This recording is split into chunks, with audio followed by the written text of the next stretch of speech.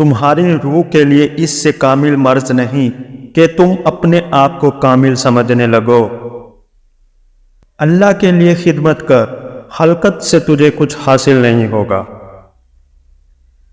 جب تم بیمار ہوتے ہو تو اپنے گناہوں سے توبہ استغفار کرتے رہو، جو اس بات کا ثبوت ہے کہ تیری بیماری نے تجھے بیدار کر کے باہوش بنا دیا۔ اگر چاہتے ہو کہ سورج کی طرح چمک جاؤ تو اپنی ہستی کو اپنے یار کے سامنے جلا دو۔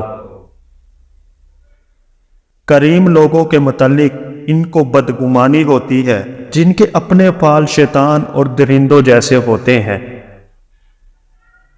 دل کی بیماری سے بڑھ کر کوئی بیماری نہیں۔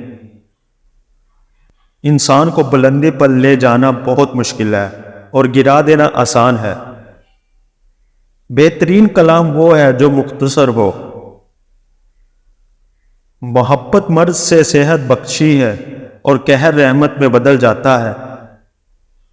حقیقی کامیابی لگاتار محنت سے حاصل ہوتی ہے۔ عاقلوں نے تکلیف برداشت کر کے سونا چاندی نکالا تاکہ لوگ فائدہ اٹھا سکے، لیکن بخیل انہیں پھر مٹی اور پتھر میں دفن کر دیتے ہیں تاکہ لوگ فائدہ نہ اٹھا سکے۔ نادانوں اور جاہلوں کی صحبت سے گریز کرو اور لوگوں کی جفائیں برداشت کرو۔ شمع بننے کے دعوے سے پروانہ بن جانا زیادہ باعث فخر ہے۔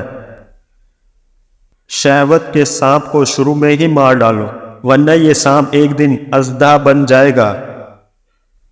کلمہ طیبہ کا ورد کرنے سے روحانیت کا علم بلند ہوتا ہے اور کلمے کا ورد کرنے والا بلندیوں کی طرف گامزن ہو جاتا ہے۔ اگر کوئی درویشی اختیار کرے اور درویشی کے کمال تک نہ پہنچے لیکن وہ عام لوگوں اور مسائل دنیا سے ضرور چھوٹ جاتا ہے اور سگے یار بن جاتا ہے۔